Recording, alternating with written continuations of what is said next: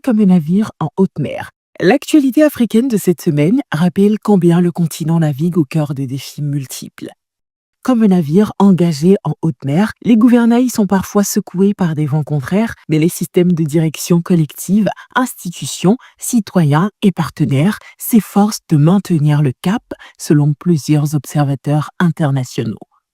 Bénin, une tentative de coup d'État avorté, un test de maturité nationale. Le 7 décembre 2025, au Bénin, un groupe de soldats se revendiquant du comité militaire pour la refondation a brièvement annoncé à la télévision nationale la dissolution du gouvernement et la suspension de la Constitution.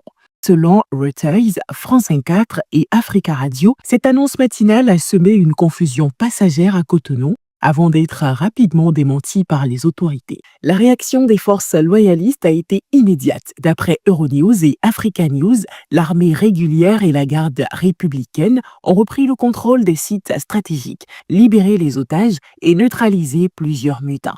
Le président Patrice Talon a déclaré dimanche soir que la situation était sous contrôle, dénonçant une tentative dangereuse pour la stabilité du pays. Selon France 24, la CEDEAO a condamné sans réserve l'initiative et salué la fermeté des institutions béninoises. Reuters rapporte par ailleurs que le Nigeria, à la demande de Cotonou, a apporté un appui sécuritaire décisif, notamment par une assistance aérienne et logistique. La France, selon une confirmation de l'Élysée relayée par Reuters, a également contribué par un soutien en renseignement. Cette tentative avortée illustre, selon plusieurs analystes interrogés par RFI, la persistance des fragilités politiques dans la région, mais aussi la montée en puissance de réponses coordonnées pour préserver l'ordre constitutionnel. Togo, le panafricanisme à l'épreuve du réel. À Lomé s'est ouvert le 9e congrès panafricain, organisé du 8 au 12 décembre 2025 sous l'égide de l'Union africaine. Selon TV5 Monde, Jeune Afrique et Togo First, les travaux portent sur le thème à renouveau du panafricanisme et réforme des institutions multilatérales. Responsables politiques, intellectuels, acteurs de la société civile et représentants de la diaspora y débattent des voies d'une Afrique plus influente sur la scène internationale. RFI souligne que la mobilisation des ressources de la diaspora et la structuration des investissements transcontinentaux figurent parmi les priorités des échanges. Toutefois, comme le rapporte Togo Actualité, certaines interventions critiques ont mis en lumière les tensions entre les ambitions panafricaines affichées et les réalités de gouvernance, rappelant que l'unité africaine demeure un chantier exigeant. Sénégal, Ousmane Sonko se projette vers 2029. Au Sénégal, le Premier ministre Ousmane Sonko a annoncé son intention d'être candidat à l'élection présidentielle de 2029.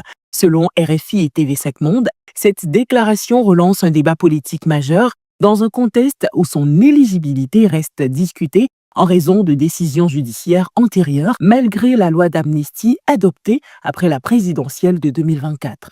Cette prise de position ouvre, selon la presse sénégalaise, une nouvelle séquence stratégique dans le paysage politique national. Côte d'Ivoire, continuité du pouvoir et équilibre fragile. En Côte d'Ivoire, le président Alassane Ouattara a prêté serment pour un 4e mandat lors d'une cérémonie officielle à Abidjan.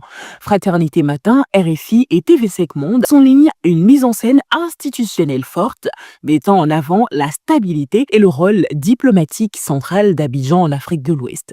Si le chef de l'État s'est voulu rassembleur, insistant sur la jeunesse et la continuité républicaine, l'Infodrome et Nord-Sud Info rappellent que l'opposition continue de contester la légitimité de ce mandat, pointant les défis persistants en matière d'inclusion politique et de cohésion nationale. Burkina Faso-Côte d'Ivoire, une relation stratégique relancée. Selon Africa Radio, Abidjan.net et Reuters, Ouagadougou et Abidjan ont engagé une relance diplomatique visant à apaiser plusieurs années de tensions. Les discussions portent sur le renforcement de la coopération sécuritaire face à la menace des groupes armés au Sahel, ainsi que sur des projets d'infrastructures transfrontalières destinés à faciliter les échanges économiques. Cette dynamique, selon AFDB, Africa Newsroom, marque un tournant stratégique pour la stabilité régionale. L'actualité africaine de cette semaine, telle que relayée par France 24, RFI et Reuters, met en lumière une réalité nouvelle. Les crises persistent, mais leur gestion évolue. Les réactions isolées cèdent progressivement la place à une coordination régionale et internationale beaucoup plus structurée. Dans le même temps, des espaces de réflexion, comme le Congrès panafricain de Lomé, rappellent que l'avenir du continent se construit aussi par le débat, la vision, la capacité à transformer les tensions en levier de consolidation.